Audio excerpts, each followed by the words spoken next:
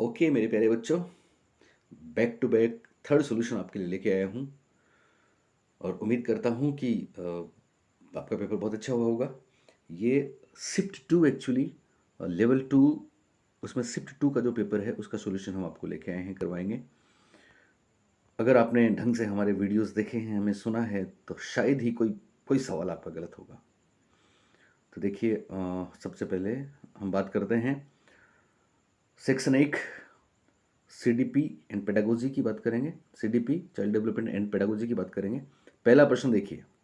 देखो, हमने आपको जो चीज़ें बताई, एक हमने आपको क्लू दिया था, जिन बच्चों ने हम जो हमसे जुड़े रहे थे उनको हमने क्लू दिया था कि आपको अगर कोई सवाल नहीं आए तो देखना है कि ओड वन आंसर होगा, बार बार बोल रहा हूँ, ठीक है।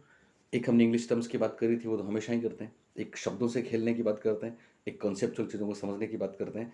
पूंछ पकड़ने की और रटने के खिलाफ हैं हम, अनुशासन के, पाठ्य पुस्तकों के खिलाफ हैं, रोट लर्निंग के खिलाफ है, कंसेप्चुअल लर्निंग पे जोर देते हैं।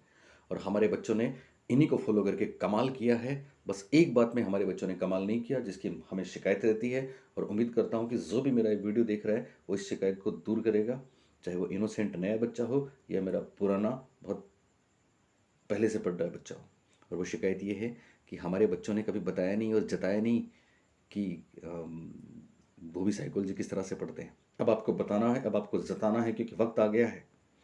मैं पिछले 3 दिन से देख रहा था, आपको पता है मैं मोबाइल से बना भी नहीं पा रहा था, और लोग बाग बड़े बड़े बोर्ड लेके बना रहे थे और बच्चे हज़ारों की तादाद में लाइव जा रहे थे, कमेंट कर रहे थे, सर आप ही की बुक, सर मैम आप ही की बुक, फलां आप ही की बुक, आप ही हो साहब।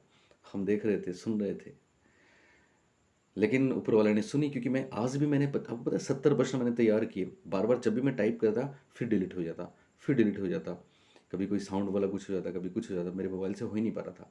तो मैंने कहा मैं क्या करूँ, अब देखता हूँ, फिर भी कोशिश कर रहा था। इतने में साइट पे पेपर आ गए साहब, और मेरे बच्चों ने भेज दिया कि सर पेपर आ गए। क्योंकि आपको पता है जब हमारे सामने बाईलिंगुअल पेपर हु रहता है तो हमारे सॉल्यूशन के अंदाज निराले होते हैं। और हमारे बच्चे भी अब तो ऐसे ही बन गए हैं, बाईलिंगुअल। ओके, तो आपके सामने पेपर है। मैं आपको सबको गुजारिश करता हूँ कि जितना आप शेयर करेंगे, हर ग्रुप में शेयर करना है, हिंदुस्तान का हर बच्चा जाने और देखे कि सब परीक्षा में साइकोलॉजी के कैसे पेपर सॉल्व होते हैं। और ये बात तो आपको मेरी माननी ही पड़ेगी। ओके, क्योंकि मैं रात को अभी 1 बजा है, एक से ऊपर हो गया है ना। तो अभी मैं आपके लिए जब इतना कर रहा हूँ तो फिर आपको भी करना है, ये लाजमी है, ज़रूरी है, और हमारी आपसे गुजारिश भी है। चलिए साहब शुरू करें। उससे पहले एक बात और बता दूं, चाहे आपका लेवल फर्स्ट है, चाहे लेवल टू है, चाहे शिफ्ट 3 है, शिफ्ट 4 है, शिफ्ट 2 है, जो भी है, आपको सबको ये वीडियोस देखने, चारों देखने हैं। बैक टू बैक 4 वीडियोस में दे रहा हूँ। चारों पेपर में साइकोलॉजी के 120 प्रश्न हैं। ये आपकी भविष्य की नींव भी मजबूत करेंगे और आपको एहसास भी होगा कि किस तरह से हमको एग्जाम में चीज़ों को अटेम्प्ट करना चाहिए। इसलिए बहुत ही कंसेप्चुअल है, बहुत ही एक तोहफा है आपके लिए। तो प्लीज़, है ना, सारे वीडियोस देखने हैं आपको। ओके, तो ये एक्चुअली क्या था, ये शायद शिफ्ट 2 है। ओके, शिफ्ट 2 का बाल मनोविज्ञान का, बाल विकास शिक्षा शास्त्र का पहला पोर्शन है। 30 प्रश्न है। पहला ही प्रश्न देखिए आप। Which dimension of development is influenced by the theories of Noam Chomsky. Noam Chomsky, कितनी बार हमने बोला है क्लासेस में, याद है आपको नॉम चॉम्स्की? नॉम चॉम्स्की जो ये कहते थे, इन्होंने कहा था कि साहब पूरी दुनिया में बच्चे एक ही तरह से भाषा को सीखते हैं, अलबत्ता भाषा के व्याकरण के नियमों को एक ही तरह से सीखते हैं। इसका मतलब बच्चे अपने साथ लैंग्वेज एक्विजिशन डिवाइस या एलएडी लेके पैदा होते हैं। और यही नॉम चॉम्स्की का सिद्धांत कहलाता है जेनरेटिव ग्रामर थ्योरी। यही कहलाता है भाषा अर्जन यंत्र। और चूंकि नॉम चॉम्स्की भाषा की बात करते हैं, इसलिए पहला प्रश्न आप देखें, विकास का कौन सा आयाम नॉम चॉम्स्की के सिद्धांतों से प्रभावित हुआ है? भाषा विकास, नैतिक विकास, सांवेगिक विकास या फिर संज्ञानात्मक विकास? तो आपका जवाब हो जाएगा भाषा विकास, लैंग्वेज डेवलपमेंट, नॉम चॉम्स्की। दूसरा प्रश्न, इंडिविजुअल डिफरेंसेस पे इस बार काफी प्रश्न आए हैं। तो individual differences in temperament are basically, समझना, शब्दों से खेलना सीखना है। Individual differences in temperament are basically learned या इनेट या एक्वायर्ड या फिर कल्चरल। यानी स्वभाव में व्यक्तिगत विभिन्नताएं आधारभूत रूप से, कीवर्ड्स को पकड़ना है, डैश होती हैं। अधिगमित या जन्मजात या फिर अधिग्रहित या फिर सांस्कृतिक? याद है हमारा क्लू? एक जैसे ऑप्शंस कभी आंसर नहीं होते। आपको पता है, समझना है यहां पे, स्वभाव में व्यक्तिगत विभिन्नताएं, एक तो इसमें कीवर्ड था आधारभूत, बेसिक, बेसिकली। और दूसरी बात देखो, एक शब्द आया है यहां पे, लर्नड, अधिगमित। एक शब्द है अक्वायर्ड, अर्जित। एक शब्द है कल्चरल, सांस्कृतिक। मतलब लर्नड, अक्वायर्ड और कल्चरल तीनों सेम है। कितनी बड़ी बात बता रहा हूं। हम जो सीख रहे हैं वो वातावरण से सीख रहे हैं, हम जो अक्वायर कर रहे हैं वो इन्वायरमेंट से एक्वायर कर रहे हैं, और हम जो सीख रहे हैं वो कल्चर से, सोसाइटी से सीख रहे हैं। केवल एक अलग है, odd one is innate, odd one is जन्मजात। लिहाजा इसका आंसर होगा जन्मजात। आया मजा? काश पहले हम सर आपकी वीडियो को सुन लेते। जाने कितने कमेंट्स, हजारों कमेंट्स तो मेरे इस पहले मैंने जो आंसर की डाला उसके बाद आ गए। तो इसमें मेरी गलती थोड़ी है, इसमें तुम्हारी गलती है, तुम समझ नहीं पाए चीज़ों को। पर कोई बात नहीं, ये पात्रता थी। सामने मुख्य परीक्षा है, और मुख्य परीक्षा में तो और भी हाई लेवल की चीज़ें आएंगी। इस तरह से अगर आपकी अप्रोच डेवलप होगी तो ऐसी कोई परीक्षा नहीं है जो आपको रोक लेगी। हालांकि उससे कुछ नहीं होगा कि आप, चलिए छोड़ो। तो जन्मजात इसका आंसर होगा। आधारभूत से भी जन्मजात निकलता है, स्वभाव में व्यक्तिगत भिन्नताएं, इससे भी जन्मजात निकलता है। और मेन क्लू तो वो है ही है कि साहब लर्न हो या अक्वायर्ड हो या कल्चरल हो, तीनों का संबंध परिवेश से है, और जन्मजात इनेट अलग है। लिहाजा आंसर जन्मजात या इनेट होगा। तीसरा ऑप्शन, तीसरा प्रश्न, who has not propounded any theory of personality? किसने व्यक्तित्व का कोई भी सिद्धांत नहीं दिया? B F Skinner, Sigmund Freud, Gordon Gordon Allport या फिर रेमंड बी केटल? किसने नहीं दिया व्यक्तित्व का सिद्धांत? तो सिगमंड फ्राइड ने तो पता है आपको टोपोग्राफिकल मॉडल दिया है। सिगमंड फ्राइड ने तो स्ट्रक्चर ऑफ पर्सनैलिटी बताई है, स्ट्रक्चर ऑफ माइंड भी बताया है। ठीक है, आल्पोर्ट और केटल तो ट्रेड्स अप्रोच के जनक हैं साहब। इसका मतलब ट्रेड्स व्यक्तित्व को समझने का एक तरीका था, शील गुण विशेषक उपागम। बी एफ स्किनर इसका सही जवाब आएगा। बी एफ स्किनर ने लर्निंग थियरी दी है, न कि पर्सनैलिटी थियरी।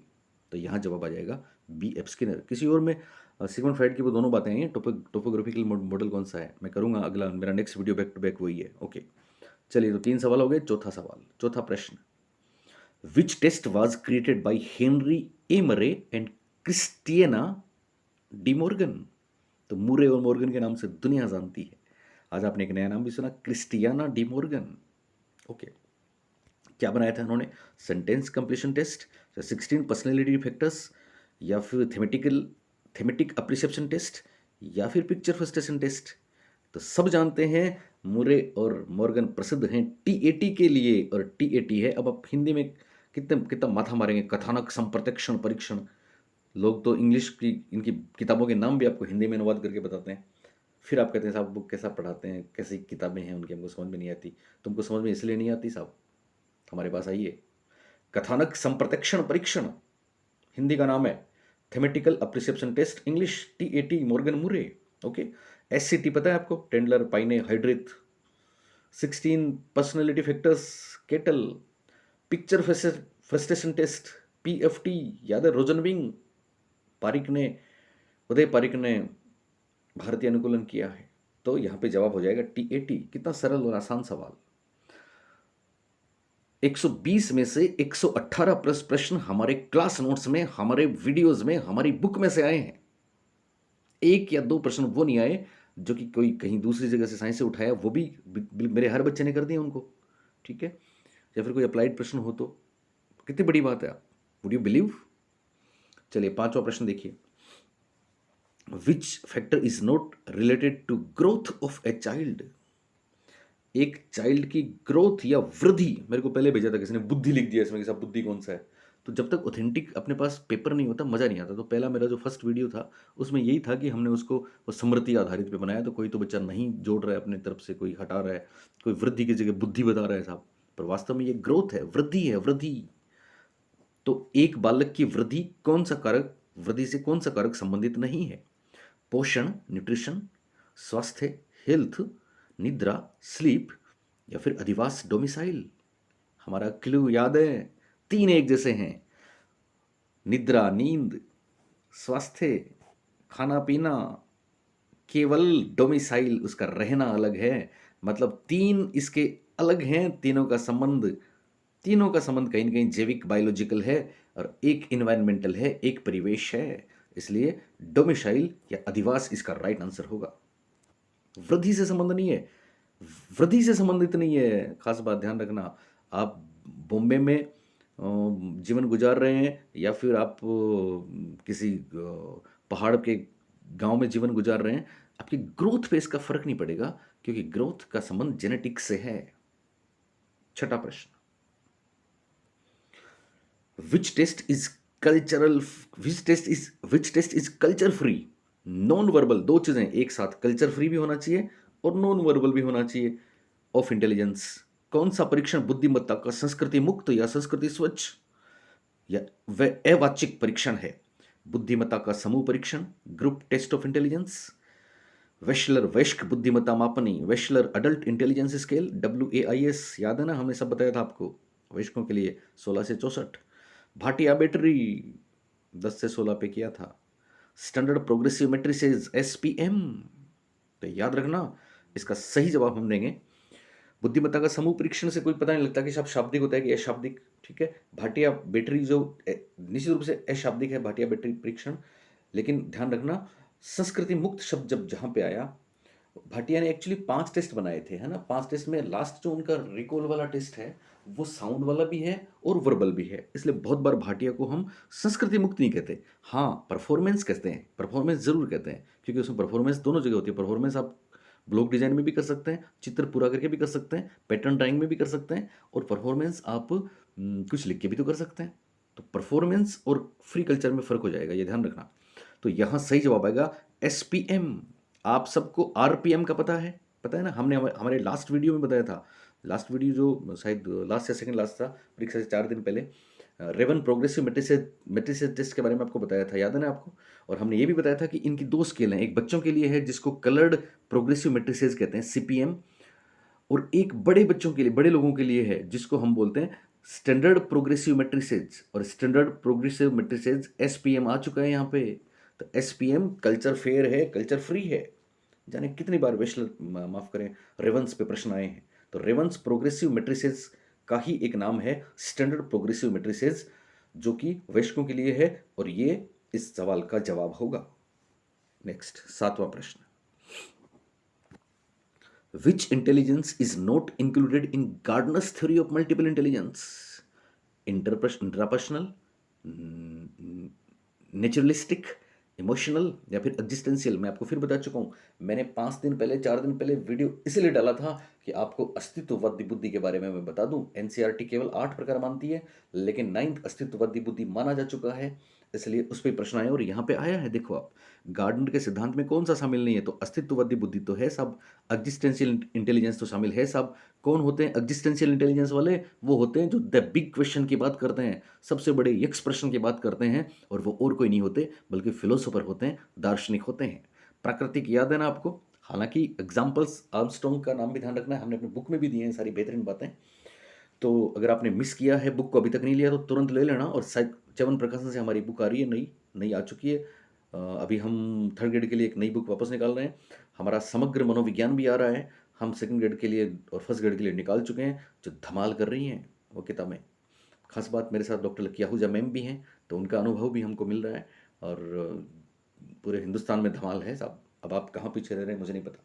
साथ में हमारा ऐप है साइकोलॉजी, जो बच्चे मेरे को सुन रहे हैं, साइकोलॉजी की स्पेलिंग आपको पता है ना, PSY। हम तो क्लास में पहले दिन जाते हैं, बच्चों से साइकोलॉजी की स्पेलिंग पूछते हैं, और वो कहते हैं साहब हम तो 3 बार पढ़ के आ चुके हैं साइकोलॉजी, लेकिन हमको कभी साइकोलॉजी की स्पेलिंग किसी ने नहीं पूछी। हम कहते हैं यही तो गलती करी, तभी तो आप वापस वापस वापस कोचिंग कर रहे हो, क्योंकि आपको जिन लोगों ने पढ़ाया है ना, उनको खुद को पता नहीं कि साइकोलॉजी में P आता है कि H आता है कि S आता है।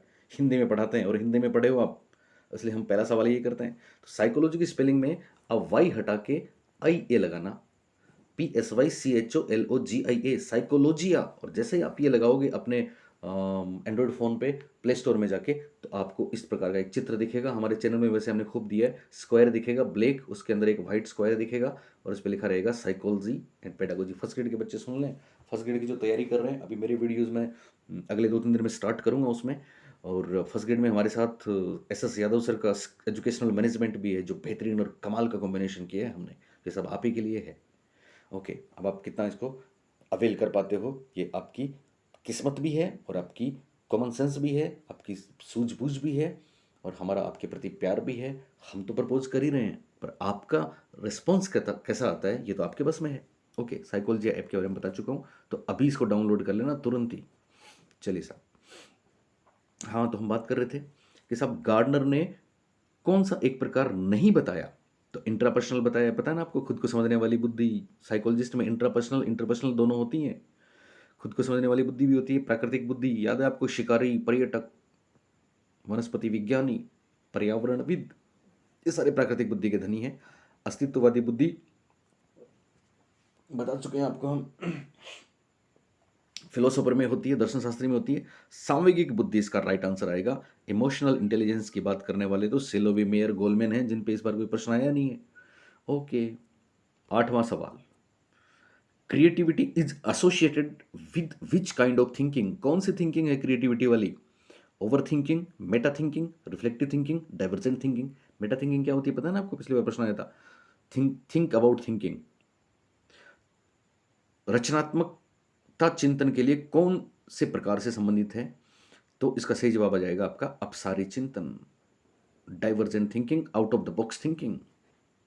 9वां प्रश्न, द टर्म मेंटल रिटार्डेशन, बहुत प्यारा सा प्रश्न है। अब देखो इंग्लिश कितनी काम की है, इंग्लिश के वर्ड्स कितने इंपॉर्टेंट हैं। जो लोग कहते हैं ना कि साहब हमारे पूरे में से पूरे आते हैं, उनको ये पूछ तो लो आप कि कभी जिंदगी में इंग्लिश का वर्ड्स हमसे सुन के फिर बोलने लगे, कभी बोला है क्या?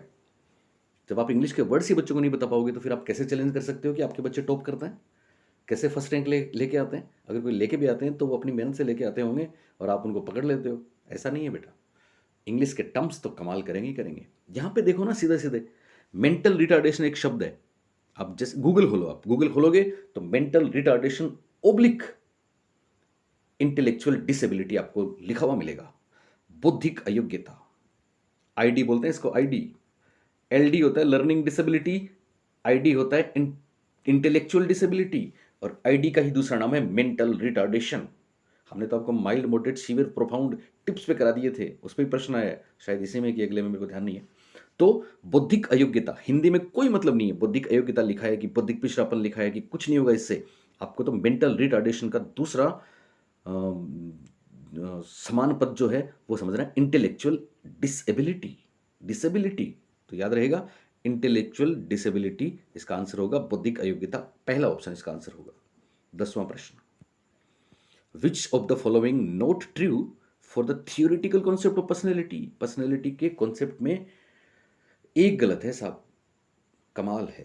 पहला प्रश्न है, पहला ऑप्शन है स्टेबल, दूसरा नॉर्मल, तीसरा एंड्यूरिंग, चौथा यूनिक। यूनिक अनूठा हर कोई व्यक्ति होता है। लड़ाई होगी स्थाई स्थिर में, सामान्य की बात भी हम करते हैं, नॉर्मल, स्थाई, एंड्यूरिंग और स्टेबल। एंड्यूरिंग स्टेबल में एक फर्क है। स्थाई एक शब्द है, आप याद करो कभी हमने आपको बोला था कि आदतें इंसान फिर भी छोड़ देता है लेकिन ट्रेट्स छोड़ता नहीं है। ट्रेट्स ट्रेट्स में कंसिस्टेंसी ज्यादा होती है, ट्रेट्स में स्थायित्व का गुण होता है।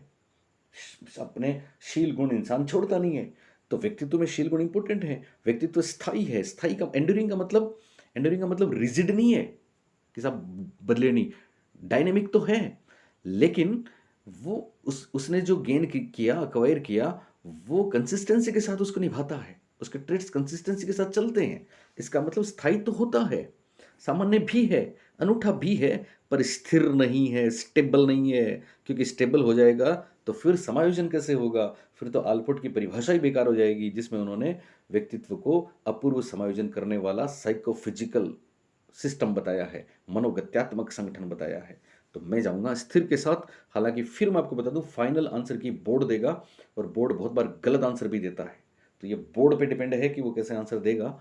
लेकिन जो फैक्ट है, जो सही है, वो सही है। हालांकि कहीं एक आध कोई प्रश्नों में आंसर की में इधर उधर आया तो आ भी सकता है, क्योंकि ये कमाल बोर्ड के भी हो सकते हैं। ओके, तो यहाँ पे मैं जाऊंगा स्थिर या स्टेबल के साथ, नहीं है। 11th वन, 11वां प्रश्न। 11वां प्रश्न सब में आया है, बहुत आसान है। एल डी आ गया, शॉर्ट फॉर्म्स भी याद रखना सीखें, इंग्लिश के टर्म्स को सीखें, समझें, शब्दों से खेलना होगा।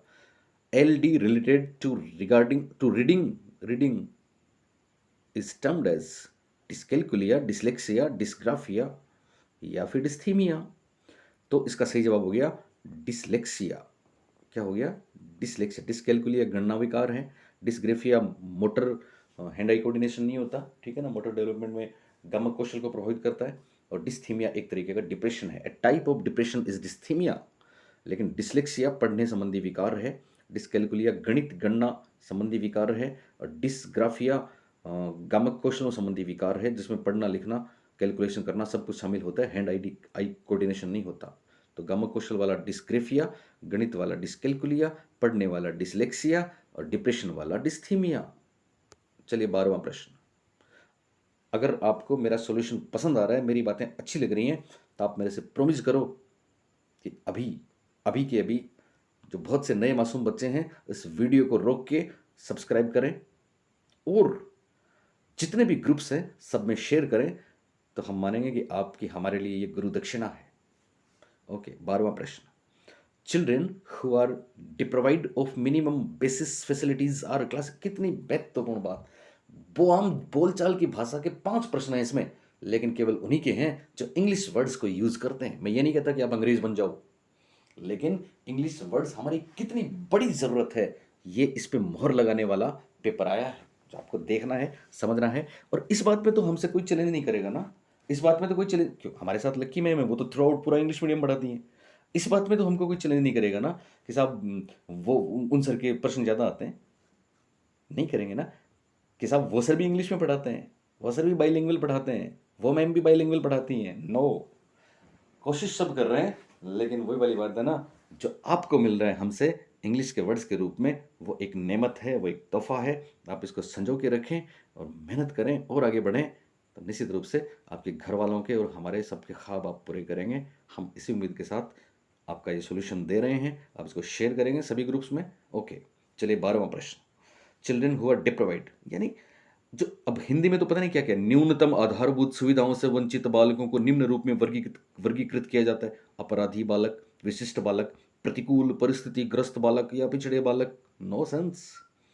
लेकिन जो लोग आम बोलचाल की भाषा में इन शब्दों को सुने होंगे, वो इस बात को जानते होंगे कि वैसे बच्चे जो डिप्राइव्ड हैं, मिनिमम बेसिक फैसिलिटी इनको नहीं मिलती, उनको डिसएडवांटेज चिल्ड्रन बोलते हैं। क्या बोलते हैं? आपके तो सिलेबस में बाकायदा लिखा है डिसएडवांटेज चिल्ड्रन, पर सिलेबस भी आप हिंदी में ही पढ़ते हो, तो हम क्या करें? डिसएडवांटेज, डिसएडवांटेज्ड चिल्ड्रन 12वें का सही जवाब। प्रतिकूल परिस्थितिग्रस्त बालक। 13वां प्रश्न देखिए। Which of the following is a behavioural symptom.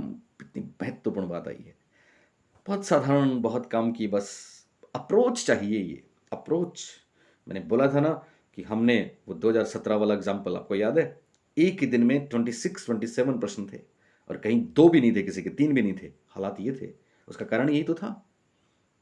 तो इनमें से कौन सा बिहेवियरल सिम्टम है, कौन सा कुसमायोजन का व्यवहारात्मक लक्षण है? कुसमायोजन का व्यवहारात्मक लक्षण, व्यवहारात्मक, आपको पता है ना, 3 पक्ष, व्यवहारात्मक,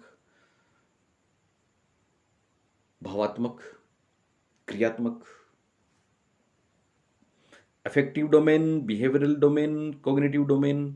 बिहेवियरल को ही हम, व्यवहारात्मक को ही हम अफेक्टिव डोमेन, कॉग्निटिव डोमेन, और तीसरा साइकोमोटर डोमेन जिसको बोलते हैं क्रियात्मक पक्ष, वो व्यवहारात्मक का ही दूसरा नाम होता है। तो एबीसी से भी ये जाना जाता है, एबीसी। ओके, तो व्यवहारात्मक कौन सा नहीं है, यानी कुसमायोजन में ये सारी बातें कुसमायोजन में होती है। आक्रामकता, अग्रेशन होता है कुसमायोजन में, चिंता, एंजाइटी होती है कुसमायोजन में, असुरक्षा, इनसिक्योरिटी फील होता है कुसमायोजन में, और एपेथी, उदासी भी फील होती है कुसमायोजन में, होती है ना। पर सवाल क्या पूछा है, व्यवहारात्मक कौन सा है? तो देखो 3 एक जैसे होंगे, ध्यान रखना। चिंता, उदासीनता, असुरक्षा, ये तीनों के तीनों भाव हैं, ये भावात्मक हैं, ये अफेक्टिव हैं। केवल आक्रामकता, ये तीनों की तीनों फीलिंग्स है, ध्यान रखना। केवल आक्रामकता व्यवहार में परिणित होता है, इसलिए आक्रामकता के साथ मैं जाऊंगा। पता नहीं बोर्ड किसके साथ जाए, पर मैं जाऊंगा आक्रामकता के साथ। तो व्यवहारात्मक आक्रामकता हो गया, क्योंकि एक तरीके से आपको पता है ना, ये एक्सप्रेसिव वे है। चिंता को एक्सप्रेस करे ना करे, चिंतित है, उदास है, असुरक्षा फील कर रहा है, तो अंदर ही अंदर कर रहा है, हमको पता नहीं लग रहा। पता लग भी रहा है तो बस माइंड हल्का सा पता लग रहा है, लेकिन आक्रामकता को तो सबको पता लग जाता है, तो व्यवहारात्मक लक्षण आक्रामकता होगा। बात समझ में आई आपको? केवल संवेगात्मक शब्द देते हैं ये अगर, तो आक्रामकता यहाँ पे हो सकता आंसर नहीं होता, फिर इनमें से होता। लेकिन फिर वही बात है, क्लू तीन एक जैसी बातें हैं, एक अलग है। एक्सप्रेसिव तो केवल अग्रेशन है, बाकी तीनों में एक्सप्रेस होता ही नहीं है। ओके, 14th 14वां सवाल देखिए, which method is not directly related to children with special needs? CWSN कितनी बार बताया हमने आपको क्लासेस में। विशेष आवश्यकता वाले बच्चों के साथ कौन सी विधि प्रत्यक्ष रूप से संबंधित नहीं है? पहली है पाठ्यक्रम का विभिन्नीकरण, diversion of curriculum, diversity of curriculum. दूसरा है खेल कूद व अतिरिक्त पाठ्यक्रम गतिविधियों का विकास, developmental of sports and extra curricular activities. तीसरा है भिन्न शिक्षण विधियां, डिफरेंट टीचिंग मेथड्स। चौथा है विशेष गतिविधियों के लिए प्रशिक्षण, ट्रेनिंग फॉर स्पेशल एक्टिविटीज। बहुत प्यारा सा प्रश्न है, बहुत बढ़िया सा प्रश्न है, कॉन्सेप्चुअल प्रश्न है। जो लोग समझते हैं वही इसको करके आ सकते हैं, और आप तो समझते हैं क्योंकि आप तो हमारे बच्चे हैं। ओके, तो बताइए कौन सी विधि प्रत्यक्ष रूप से संबंधित नहीं है? किसके साथ? चिल्ड्रेन विद स्पेशल नीड्स के साथ। कौन होते हैं CWSN बच्चे? वो होते हैं CWSN बच्चे जिनको कोई विशेष सहायता की आवश्यकता पड़ती है, जैसे दिखने में प्रॉब्लम है, सुनने में प्रॉब्लम है, LD वाले हैं, विशेष रूप से उनको कुछ चीज़ें चाहिए साहब। तो उनके लिए क्या महत्वपूर्ण है? पाठ्यक्रम को डाइवर्स कर देंगे, खेल कूद और पाठ्यक्रम गतिविधियों का विकास कर देंगे, भिन्न शिक्षण विधियां अपनाएंगे, या विशेष गतिविधियों के लिए प्रशिक्षण देंगे, तो संबंधित प्रत्यक्ष रूप से नहीं है, ध्यान देना। तो मैं यहाँ पे इस प्रश्न को जो समझा हूँ और जो आपको समझाना चाह रहा हूँ, उसके हिसाब से आंसर क्या होगा? तो पाठ्यक्रम का डाइवर्सन करने का मतलब तो ये हुआ कि साहब पाठ्यक्रम में सारी चीज़ें, अलग अलग चीज़ें डाल दो, तो ये बात अच्छी है ना। अगर आप एक ही तरह से पाठ्यक्रम करेंगे, केवल मान लो पढ़ने वाली चीज़ ही रखेंगे पाठ्यक्रम में, तो जिन बच्चों को दिखता नहीं है प्रॉपर, वो तो पढ़ ही नहीं पाएंगे, तो वो तो रह गए पीछे, है ना। तो आप साथ में एक्टिविटी वाली चीज़ें भी रखेंगे, आप साथ में को करिकुलर वाली चीज़ों को पाठ्यक्रम में शामिल करेंगे, तो डाइवर्जन सबके लिए बेहतर है। खेल कूद व अतिरिक्त पाठ्यक्रम गतिविधियों का विकास, कहीं ना कहीं विभिन्नीकरण वाली बात यही है। ओके, तो ये भी वही बात है। विशेष गतिविधियों के लिए प्रशिक्षण, ट्रेनिंग देंगे क्या? बिल्कुल देंगे। भिन्न शिक्षण विधियां, इसका आंसर मेरे अनुसार होगा, क्योंकि भिन्न शिक्षण विधियों का मतलब यहाँ पे कहीं ना कहीं शिक्षण विधियां एक पढ़ाने वाली बात से संबंधित हैं। यानी आप देखें, केवल तीसरा जो ऑप्शन है उसमें केवल संज्ञानात्मक पक्ष की बात की गई, दूसरे पक्षों को नहीं छेड़ा गया। बाकी तीनों ऑप्शंस में आप बोलेंगे पाठ्यक्रम का विभिन्नीकरण, बिल्कुल करिकुलम में जिंदगी से जोड़ने वाली चीज़ें शामिल करते हैं, विद्यालय का माहौल पाठ्यचर्या का हिस्सा हो, पता है ना आपको। तो केवल पढ़ाने वाली बात सी में है, इसलिए सी मेरे हिसाब से इसका आंसर होगा, बाकी तो बोर्ड जाने। 15th, कितनी बार हम बोले हैं क्लास में, क्लासिकल कंडीशन, लास्ट के 5 वीडियोस भी किसी ने अगर देख लेना तो ये 30 में से 28 तो लेके गया है वो। क्लासिकल कंडीशनिंग थ्योरी किसने दी? नहीं, क्लासिकल कंडीशनिंग थ्योरी देने वाले पियान पेवलोव ने अधिगम को किस आधार पर समझाया है? रीइंफोर्समेंट पुनर्बलन, एसोसिएशन साहचर्य, इमिटेशन अनुकरण, या फिर इनसाइट अंतर्दृष्टि। बहुत ही प्यारा सा सवाल है। कितनी बार हमने आपको बोला, लास्ट वीडियो में बोला कि पेवलोव में ध्यान रखना, अगर ये पूछे अनुबंध कौन सी दो चीज़ों के बीच में होता है, तो आपको बताना है अनुबंध होता है साहब ध्वनि और लार के बीच में। एसोसिएशन कौन सी दो चीज़ों के बीच में होता है, तो एसोसिएशन होता है ध्वनि और भोजन के बीच में। दो उद्दीपकों में एसोसिएशन ही तो कहानी है सारी। हम थोंडाई के गौण नियम बताते हैं, तभी भी आपको बताते हैं कि एसोसिएशन शिफ्टिंग या साहचर्य परिवर्तन का जो नियम है, बाद में पेवलोव ने इस पर नोबेल ले लिया था। तो इसका सही जवाब आएगा एसोसिएशन साहचर्य। क्या आएगा? एसोसिएशन साहचर्य। अनुकरण की बात तो बेंडुरा करते हैं, पुनर्बलन की बात तो स्किनर हल जैसे लोग करते हैं, अंतर्दृष्टि की बात तो गेस्टाल्टवादी करते हैं। 16 नंबर का प्रश्न, which of the following is not a process of learning for children? बच्चों के लिए सीखने की प्रक्रिया में कौन सा एक शामिल नहीं है? पहला है रिफ्लेक्शन, दूसरा है आर्ग्यूमेंट, तीसरा है मेच्योरिटी, तीसरा है इमेजिनेशन। कौन सा बालकों की अधिगम प्रक्रिया का हिस्सा नहीं है? प्रतिबिंबन, तर्क, परिपक्वता, कल्पना। कितनी बार बताया है, कितनी बार याद है। सीखना क्या है? आप बोलते थे व्यवहार में परिवर्तन, हम पूछते थे कैसा, स्थायी कि अस्थायी, आप बोलते थे, हम कहते थे ना तो स्थायी ना तो अस्थायी, अपेक्षा करते स्थायी, हालांकि अपेक्षा करते स्थायी नहीं है तो स्थायी के साथ जाएंगे। हम आपको बताते थे कि साहब परिपक्वता, नींद, बीमारी, थकान, औषधि के कारण होने वाले परिवर्तन अधिगम नहीं होते, और यही प्रश्न आ गया। कौन सा बालकों के लिए अधिगम की प्रक्रिया नहीं है? रिफ्लेक्शन निश्चित रूप से अधिगम की प्रक्रिया है, डेविड कोल्ब का पूरा मॉडल है। ठीक है, आर्ग्यूमेंट, तर्क बिल्कुल सीखने की प्रक्रिया है, इमेजिनेशन सीखने की प्रक्रिया है, लेकिन मैच्योरिटी नहीं है। हालांकि परिपक्वता अधिगम को प्रभावित करती है, लेकिन परिपक्वता के कारण कोई कोई अभी 4 साल का है, उसमें एब्स्ट्रैक्ट थिंकिंग नहीं है, अमूर्त चिंतन नहीं है, हाइपोथेटिकल डिडक्टिव रीजनिंग नहीं है, पर जब वो 12 साल का 15 साल का होगा तो उसमें आ जाएगी। तो ये तो अपने आप आएगी, अपने आप आएगी। ऑटो रिफ्लेक्स पावलो के अनुसार लार का आना क्या सीखना थोड़ी था, नहीं था। तो परिपक्वता के कारण से जो परिवर्तन आते हैं वो अधिगम प्रक्रिया का हिस्सा नहीं होते। इसलिए सही जवाब है परिपक्वता, मेच्योरिटी। उम्मीद करता हूँ मेरे सब बच्चों ने इसको सही किया होगा, और जिन्होंने नहीं किया वो अब हमसे जुड़े रहना, मुख्य परीक्षा में सही कर दोगे। 17th 17वां प्रश्न, the concept of reward and, कितनी बार रिवार्ड एंड पनिशमेंट, इस पे तो पूरा वीडियो डाला था मैंने। हालांकि वो नकारात्मक सकारात्मक पुनर्बलन और नकारात्मक और सकारात्मक दंड और पुनर्बलन की अनुसूची पे इस बार सवाल आया नहीं है, पर रिवार्ड एंड पनिशमेंट कितनी महत्वपूर्ण बात है जो स्किनर ने दी है। तो अधिगम में पुरस्कार व दंड की अवधारणा किसके द्वारा प्रस्तावित की गई है? Thorndike, BF Skinner, Kohler, Albert Bandura. Okay, तो पुरस्कार को बहुत लोग मानते हैं, सभी लोग मानते हैं, केवल टोलमैन नहीं मानते पुनर्बलन को, एडविन गुथरी नहीं मानते पुनर्बलन को। एडविन गुथरी तो पुनर्बलन के साथ अभ्यास को भी नहीं मानते। लेकिन यहां ये आंसर आएगा बी एफ स्किनर। क्या जवाब आएगा? B F Skinner. ओके। हालांकि कुछ लोग ये भी कह रहे थे कि साहब थॉर्नडाइक ने भी तो पुरस्कार बोला था। बिल्कुल बोला था, मैं आपकी बात से सहमत हूँ। और स्किनर का सिद्धांत तो थॉर्नडाइक के प्रभाव के नियम पे टिका ही है, ठीक है ना। तो अगर बोर्ड इनिशियल की बात करके थॉर्नडाइक कर दे तो कर भी दे, लेकिन मैं साथ जाऊंगा बी एफ स्किनर के, क्योंककि बी एफ स्किनर ने साफ लिखा है रिवार्ड एंड पनिशमेंट का कॉन्सेप्ट, और बहुत डीपली दिया है इसको। तो बी एफ स्किनर के साथ जाऊंगा। पर जिन लोगों ने ई एल थॉर्नडाइक किया है आंसर, वो भी अभी थोड़ा उम्मीद रखें, क्योंकि बोर्ड की आंसर की में फाइनल आंसर इसको माना जाएगा। पर हम जाएंगे बी एफ स्किनर के साथ। 18th 18वां प्रश्न, विच statement is not true for the concept of learning. ये तो वही था। हाँ, नहीं नहीं, अगला है। बहुत प्यारा सा प्रश्न, बहुत शानदार प्रश्न है, मजा आ गया। इनमें से कौन सा स्टेटमेंट सीखने के बारे में सही नहीं है? पहला है अधिगम व्यवहार में परिवर्तन है, learning is the change in behaviour, बिल्कुल सही है। दूसरा है, आगे ना वो हमारी बात, अपेक्षाकृत रूप से स्थायी अंतर परिलक्षित होता है, बिल्कुल, there is relatively permanent difference. हमने रिलेटिवली परमानेंट परमानेंट चेंजेस भी पता नहीं कितनी बार बोला होगा आपके सामने। तो स्थायी, अपेक्षाकृत रूप से स्थायी है, बिल्कुल है। अब आते हैं दो, एक तो है learning is influenced by practice, और एक लर्निंग इज एन इनेट मैकेनिज्म, यानी अधिगम अभ्यास द्वारा प्रभावित होता है या अधिगम एक जन्मजात प्रक्रिया है। इन दोनों में से आंसर होगा। तो अभी हम आपको बता चुके हैं, अभी बता चुके हैं कि जन्मजात प्रक्रियाएं बहुत सी हैं, वो रिफ्लेक्सेस हैं, they are not learning, learning तो बाद में है। इसलिए सही जवाब है अधिगम जन्मजात प्रक्रिया है, ये बात सत्य नहीं है, लिहाजा ये अपना आंसर है। अभ्यास द्वारा तो होता है, तो अधिगम जन्मजात प्रक्रिया है, ये इसका आंसर है। 19वां प्रश्न, ओके। कॉन्सेप्ट में हम हमारी बुक में एक नाम ही बस खाली आपको देखना था, Joseph D Novak. Concept mapping is in education was introduced by whom?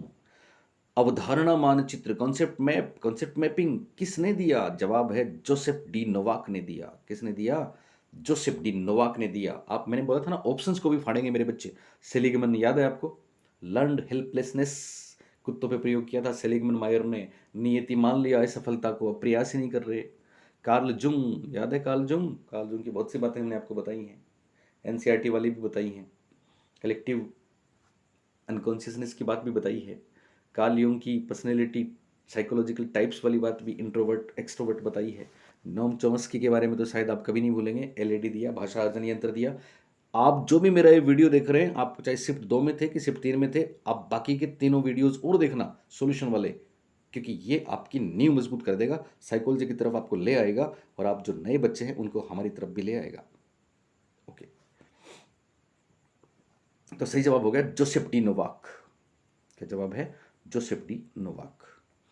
20वां प्रश्न, which type of teaching is not. देखो नोट, नोट पे कितनी चीजें आई हैं। Which type of teaching is not based upon objectives of teaching. Objectives of teaching, शिक्षण के उद्देश्य, जनक हैं ब्लूम, क्रेथवाल, मेरिया, पहले मैसिया बोलते थे, मेरिया, ओके, अनिता हेरो। आएंगे आपके सारे मेथड्स सेकंड ग्रेड में, मुख्य परीक्षाओं में करेंगे बात हम मेथड्स की। ओके, तो शिक्षण का कौन सा प्रकार शिक्षण उद्देश्यों पर आधारित नहीं है? तो हमने आपको अभी बताया था याद है आपको? 3 प्रकार, कॉग्निटिव, अफेक्टिव, साइकोमोटर। कॉग्निटिव है, अफेक्टिव है, साइकोमोटर है, डिस्क्रिप्टिव कहीं नहीं है। साइकोमोटर के स्थान पे बिहेवियरल आ सकता है बस। तो संज्ञानात्मक होता है, भावात्मक होता है, मनोगत्यात्मक होता है, वर्णनात्मक शिक्षण शिक्षण उद्देश्यों के आधार पर वर्गीकृत नहीं है साहब। तो 20 का आंसर है डिस्क्रिप्टिव। उम्मीद करता हूं सबने सही किया होगा। अगला 21 का बहुत बढ़िया सा प्रश्न है। A group creativity, a group creativity method for solving specific problem by gathering a list of ideas. List of ideas spontaneously is known as नैसर्गिकता से, मतलब नैसर्गिकता का मतलब प्राकृतिक रूप से विचारों की सूची के एकत्रीकरण, अलग बहुत से विचार हैं उनको एक जगह इकट्ठा करो और किसी पर्टिकुलर समस्या का समाधान करो। लेकिन ये खास बात है, समूह समूह रचनात्मकता, ग्रुप क्रिएटिविटी। बहुत से आइडियाज आएंगे बहुत से बच्चों के दिमाग में, अलग अलग, फाइनल सॉल्यूशन एक होगा, तूफान उठेंगे मस्तिष्क में, और ये और कुछ नहीं बल्कि ब्रेनस्टॉर्मिंग है। आशबर्न वाला मस्तिष्क विप्लव युक्ति हमने अपनी बुक में सीधा सीधा दिया है। सृजनात्मकता का पोषण करने वाली विधि है मस्तिष्क विप्लव युक्ति। इसके बहुत से नाम हैं, मानस मंथन, मस्तिष्क प्रवेगी, मानस आवेगी, मस्तिष्क विप्लव, ब्रेन स्टॉर्मिंग। ओके, तो सही जवाब मस्तिष्क विप्लव है। समस्या समाधान और मस्तिष्क विप्लव में एक ही फर्क है, ब्रेन स्टॉर्मिंग है ग्रुप में समूह में, और प्रॉब्लम सॉल्यूशन है इंडिविजुअल इंडिविजुअल। ओके, ह्यूरिस्टिक भी इंडिविजुअल है, मास्टरी लर्निंग इंडिविजुअल। ये सब ह्यूरिस्टिक, मास्टरी लर्निंग, इनसे अन्वेषण, इनसे डिस्कवरी लर्निंग, इनसे भ्रूण संबंधित हैं। ठीक है, समस्या समाधान ये तीनों। अब देखो फिर वही बात है, odd one is the answer. ये अकेला करता है इंसान, ये अकेला करता है इंसान, ये अकेला करता है। अगर आपको और कुछ नहीं पता था तो कम से कम ये देख लेते, 3 ऑप्शन एक जैसे हैं और ये अलग है, मस्तिष्क विप्लव। ओके, 22वां सवाल, फिर एक नोट, इसलिए हाथ से पेपर अच्छा है। ठीक है, अच्छा है मतलब अच्छा है बस। Which process is not directly related to role of motivation in classroom learning. यानी कक्षा अधिगम में अभिप्रेरण की भूमिका किस प्रक्रिया से प्रत्यक्ष रूप से संबंधित नहीं है। प्रगति तथा परिणाम का ज्ञान, knowledge of progress and result, अच्छी बात लग रही है। इंटरपर्सनल एडजस्टमेंट्स, अच्छी बात है। प्रेज एंड क्रिटिसिज्म, अच्छी भी है खराब भी है। और लेवल ऑफ एस्पिरेशन, आकांक्षा स्तर। तो इस प्रश्न को ध्यान से समझना है। कक्षा अधिगम में अभिप्रेरण की भूमिका किस प्रक्रिया से प्रत्यक्ष रूप से संबंधित नहीं है। ये तो निश्चित रूप से होता है, ये निश्चित रूप से होता है। बच गए 2, एस्पिरेशन लेवल और प्रेज एंड क्रिटिसिज्म, आकांक्षा का स्तर। एक्चुअली 2 लॉजिक हैं इसे, मैं आपको बताऊं। अगर हम बात करें कि साहब कक्षा कक्ष में मोटिवेशन का मतलब क्या हुआ, इंटरेक्शन जरूरी है, इंटरेक्शन। परिणाम का ज्ञान भी हो गया, आप इवन क्लास टॉप करोगे वही परिणाम का ज्ञान है। ठीक है, आप लेवल को क्रॉस कर जाओगे परिणाम का ज्ञान है। अंतर्व्यक्तिक संबंध भी है। तो यहाँ 2 चीज़ें हैं। अगर हम बात करें इंडिविजुअल, इंडिविजुअल एक तरीके से बात करें तो आकांक्षा स्तर होता है इंडिविजुअल में। ठीक है ना, उस हिसाब से आंसर होगा प्रशंसा तथा आलोचना। क्या आंसर होगा, प्रशंसा तथा आलोचना, क्योंकि ये क्लासरूम की ग्रुप की बात है। नहीं, उस हिसाब से आंसर होगा आकांक्षा का स्तर। ये अकेले की बात है, बाकी ये तीनों ग्रुप की बात है। तो ओड वन के हिसाब से ये होगा आकांक्षा का स्तर, इसका आंसर। ठीक है, लेकिन साथ में आलोचना, आकांक्षा का एस्पिरेशन लेवल एक तरीके से मोटिवेशन का एक पार्ट है। ठीक है, तो आलोचना को हम मोटिवेशन के साथ शामिल नहीं करते, तो उस लिहाज से आंसर हो गया प्रशंसा व आलोचना। तो इसके 2 आंसर हैं, फिर मैं आपको बता दूं, ये दोनों फाइनल क्लासरूम मोटिवेशन से रिलेटेड होते हैं। पूछा है नहीं, अब बच गए 2। तो आकांक्षा का स्तर भी हो सकता है, प्रशंसा और आलोचना भी हो सकता है। अगर हम बात करें कि साहब कौन इंडिविजुअल है, तो इंडिविजुअल है आकांक्षा स्तर, फिर उत्तर आएगा आकांक्षा स्तर। लेकिन बात करें साहब खराब आलोचना है, जो मोटिवेशन के एक तरीके से नेगेटिव बात है, तो आंसर आएगा प्रशंसा तथा आलोचना। इसमें बोर्ड कौन सा मानेगा, मैं दोनों छोड़ता हूं बोर्ड पे, दोनों में से कोई एक आंसर बोर्ड मानेगा, क्योंकि दोनों ही बातें लॉजिकली अपनी जगह सही हैं। ठीक है, अब बोर्ड पे डिपेंड करता है कि वो किसको मानता है। इसको मैं स्टार देता हूं। ओके, 23, 23वां प्रश्न देखिए। 23वां प्रश्न है, which is the main philosophy of national curriculum framework 2005? बच्चा बच्चा जानता है हिंदुस्तान का राष्ट्रीय पाठ्यचर्या 2005 का मुख्य दर्शन क्या है? व्यावसायिक कुशलताएं सीखना, लर्निंग वोकेशनल स्किल्स, ये हैं, बिल्कुल है।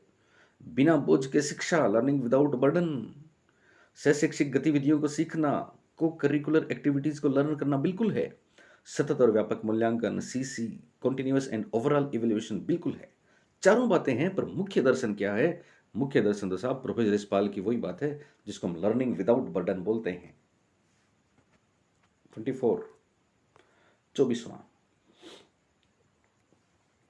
विच स्टेटमेंट, 24वां, which statement is not true for RTE 2009? 2009 अधिनियम, शिक्षा का अधिकार अधिनियम 2009 के लिए कौन सा कथन सत्य नहीं है? फिर नोट, सत्य नहीं है, पर नोट करके भी मतलब चीज़ों को आप समझ सकते हो। अगर आप बहुत ध्यान से करते तो कुछ गलत नहीं होता। हाँ, एक आध तो गलत किसी का भी हो सकता है, वो तो हमारा भी होता है, पर वो कोई बात नहीं है, मोस्टली आपके सही होते हैं। विच statement is not true for RT 2009? क्या गलत, सत्य नहीं है? पहला है 6 से 14 वर्ष के बालक के लिए निःशुल्क व अनिवार्य शिक्षा, ये तो बिल्कुल सही बात है साहब। विद SMC का प्रावधान, बिल्कुल सही बात है, आपको पता है ना SMC धारा 21 याद है आपको?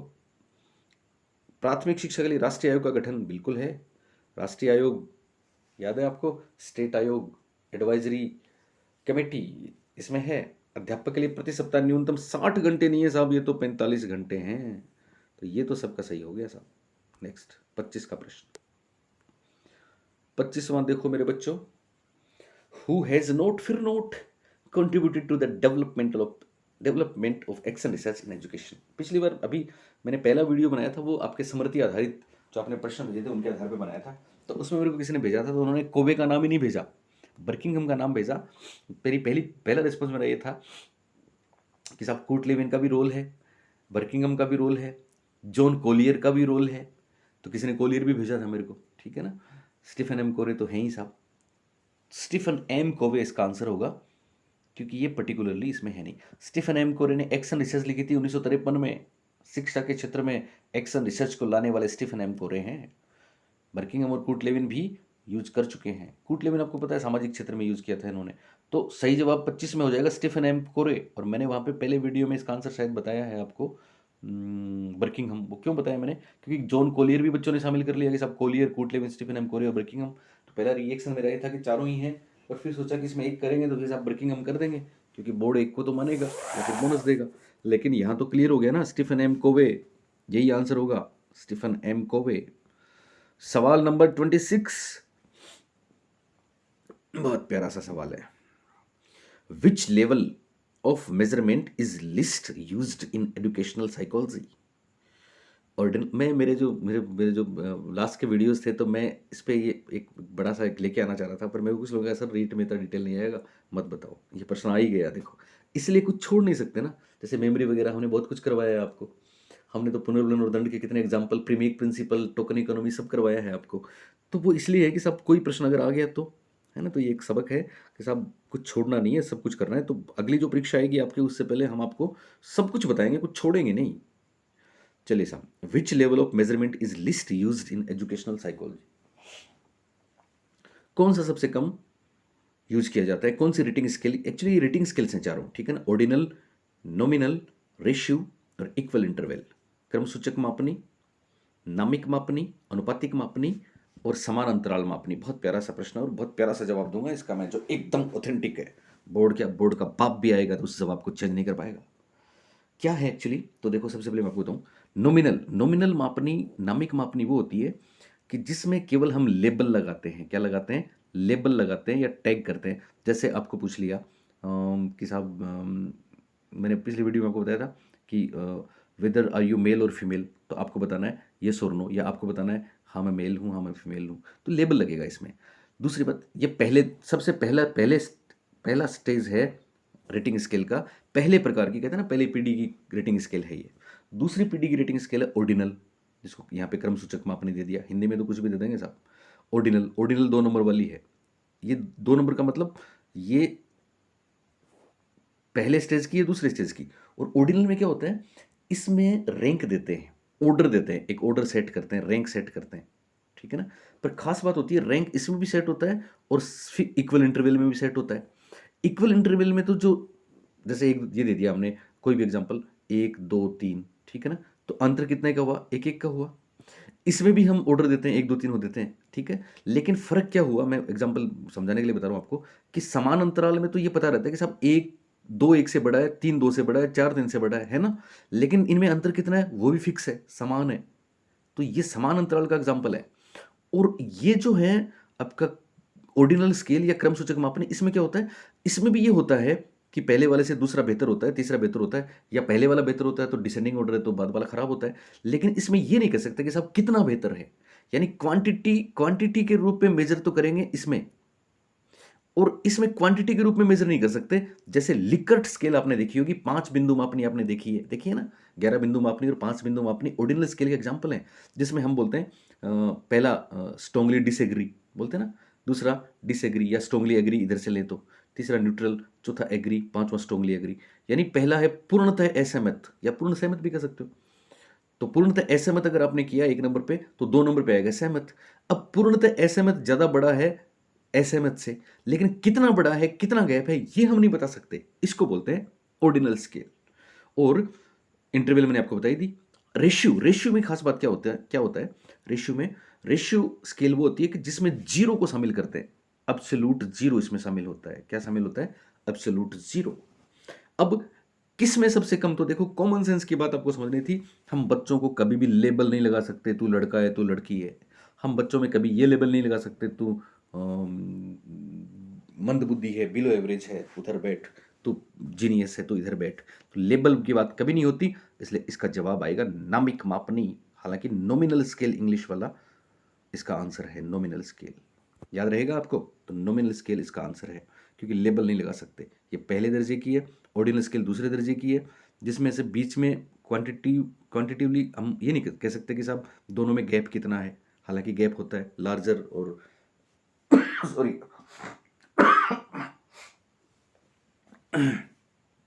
एक दूसरे से बड़ा होता है, ठीक है। समान अंतराल में हो जाता है कि गैप फिक्स होता है, 1 2 3 इसका एग्जांपल है।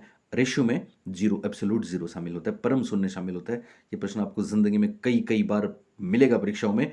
इस बात को ध्यान से सुन लेना, लिख लेना 2 बार पढ़ के, तो जिंदगी में आपका रेशियो स्केल वाला प्रश्न गलत नहीं होगा। चलिए 27वां प्रश्न, which of the following psychologist is not, फिर नोट आया, हमको तो इस नोट से मोहब्बत हो गई साहब, related to theories of child development. कौन सा बाल विकास के सिद्धांतों से संबंधित नहीं है। जीन पियाजे साहब, जीन पियाजे की तो क्या बात करें हम, मेरे जीन पियाजे की वीडियोज में देखना, मजा आ जाएगा आपको।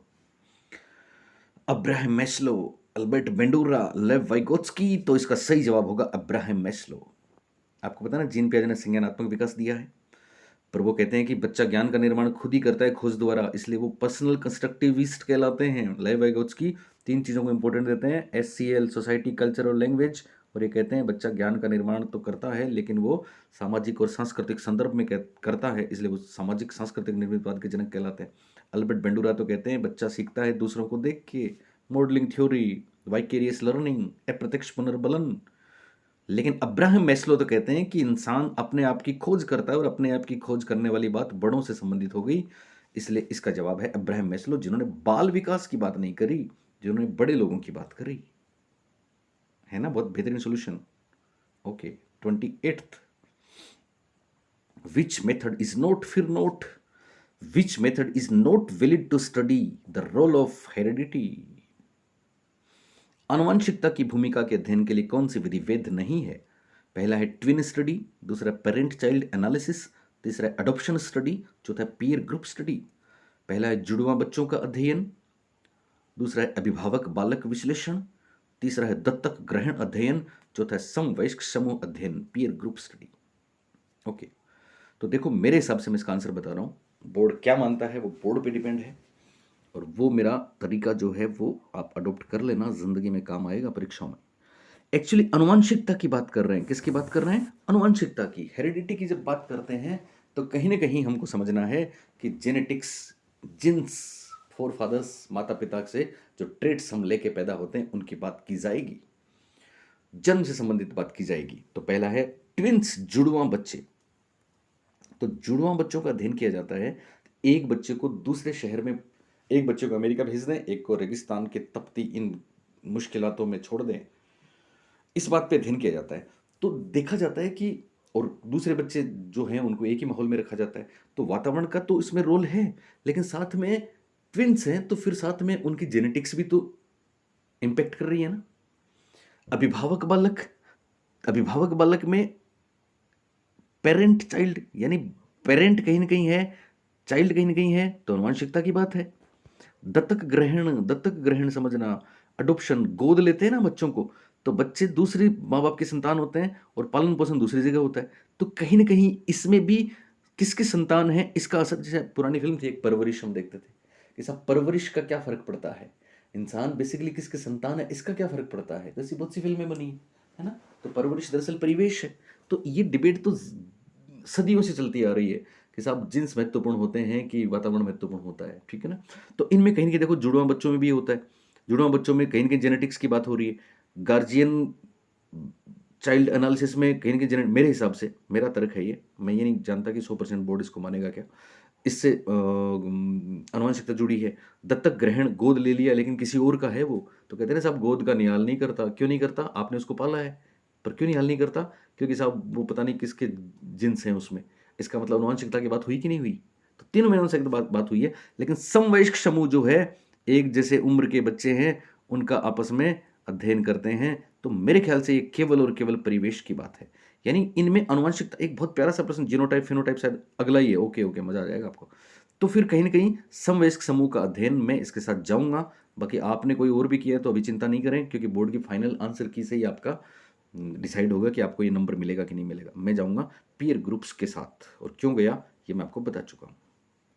Next 29th, the observable physical and psychological characteristics of an individual is termed as dash prototype, karyotype, ये नाम आया ना वापस, कैरियोटाइप, फिनोटाइप या फिर जीनोटाइप। तो देखो सुनो, ध्यान दो, हमेशा याद रखना, जीनोटाइप जिन्स की बात करता है, आनुवंशिकता की बात करता है। हमारी त्वचा का रंग, आंख का रंग, चेहरा, ये सब फिंगरप्रिंट्स, इनमें परिवेश के कारण से कोई बदलाव नहीं होता, ये यूनिक हैं, ये आपके बेनजीर हैं, अद्वितीय हैं, नायाब हैं, बेमिसाल हैं। आपका चेहरा दुनिया में केवल आपका चेहरा है, आपकी आईज केवल आपकी है, तभी तो आपकी आंखों से आपका एंड्रॉयड फ़ोन का लॉक खुलता है, एयरपोर्ट पे एंट्री मिलती है, स्कैनिंग होती है, फिंगरप्रिंट वही है, ठीक है। इवन आपकी पर्सनैलिटी भी वही है, आपकी इंटेलिजेंस भी वही है, यानी ये सृजनात्मकता भी, ध्यान रखना, मैं बताऊंगा अभी। फिनोटाइप जीनोटाइप दोनों को ले लिया मैंने इन एग्जांपल्स में, अभी मैं बताता हूँ। तो केवल आनुवंशिकता की बात करें वो तो होता है जीनोटाइप, और जिसमें आनुवंशिकता, ध्यान रखना, केवल वातावरण नहीं है, इसलिए मैंने आपको वो एग्जांपल दिए, जिसमें आनुवंशिकता के साथ वातावरण दोनों मिल जाए, आनुवंशिकता वातावरण दोनों साथ हो, यानी आनुवंशिकता गुणा वातावरण, परिपक्वता गुणा अधिगम, H/E, हेरिडिटी इंटू एनवायरमेंट, दोनों मिल जाए, उसको बोलते हैं फिनोटाइप। और याद रखना, फिनोटाइप हमेशा दृश्य प्रारूप होता है। फिनोटाइप क्या होता है? दृश्य प्रारूप, और जीनोटाइप दृश्य प्रारूप नहीं होता। बात समझ में आ रही है आपको? तो यहां पे दिखाई देने वाली दैहिक और दोनों चीजें होगी ना, दैहिक और मनोवैज्ञानिक विशेषताएं, और दैहिक और मनोवैज्ञानिक विशेषताओं में ये बोला गया है कि सब इंटरेक्शन होगा दो चीजों में। तो मैं जाऊंगा फिनोटाइप के साथ। किसके साथ जाएंगे? फिनोटाइप के साथ जाएंगे, ओके। हालांकि आप बोलेंगे साहब फिर फिनोटाइप तो सबका एक जैसा क्यों नहीं हुआ, ये सबका अलग अलग क्यों हुआ? बिल्कुल अलग अलग हुआ। तो अलग अलग आनुवंशिकता और वातावरण में इंटरेक्शन होने का मतलब ये थोड़ी है कि साहब सब एक जैसे हो गए। ये फिनोटाइप का लॉजिक है। आखिरी प्रश्न, काफी रात हो गई, 2 बज गए हैं। आप कितना शेयर करते हैं, हम इस उम्मीद के साथ ये आपके लिए बना रहे हैं। बैक टू बैक 3 वीडियोस मैं अभी डाल रहा हूँ, चौथा भी मैं मॉर्निंग में डाल दूंगा। तो जिनका कुछ बच गया था ना, कौन सा बच गया, शायद शिफ्ट 4 बच गया, कोशिश करते हैं या तो अभी या मॉर्निंग में उनको भी वीडियो मिलेगा। चलिए, तीसरा प्रश्न है, according to which perspective child development reflects a specific and pre arranged free arranged scheme within the body? Environmental, social, biological, psychological. बहुत प्यारा सा प्रश्न है। किस परिप्रेक्ष्य के अनुसार बाल विकास शरीर के अंदर एक विशिष्ट तथा पूर्व व्यवस्थित प्रणाली को दर्शाता है? सिस्टम है बॉडी के अंदर, वो व्यवस्थित है, पहले से स्पेसिफिक है। ये क्या है?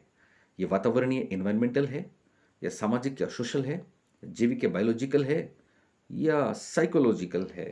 तो ध्यान रखना। देखो, मैंने आपको बोला था वो क्लू याद करें। वातावरणीय और सामाजिक दोनों एक ही हैं, इसलिए ये तो हो ही नहीं सकता। ये दोनों नहीं हो सकते। कौन से दोनों नहीं हो सकते? सामाजिक नहीं होगा, वातावरणीय नहीं होगा। शरीर के अंदर की बात करी तो वैसे भी बाहर वाली चीजें हैं। अब अंदर वाली दो चीजें हो गई, जैविक और मनोवैज्ञानिक। एक जैविक हुआ, एक मनोवैज्ञानिक हुआ। तो शरीर के अंदर विशिष्ट तथा पूर्व व्यवस्थित प्रणाली। तो जैविक और मनोवैज्ञानिक में हल्का सा फर्क है, मैं आपको बता दूं।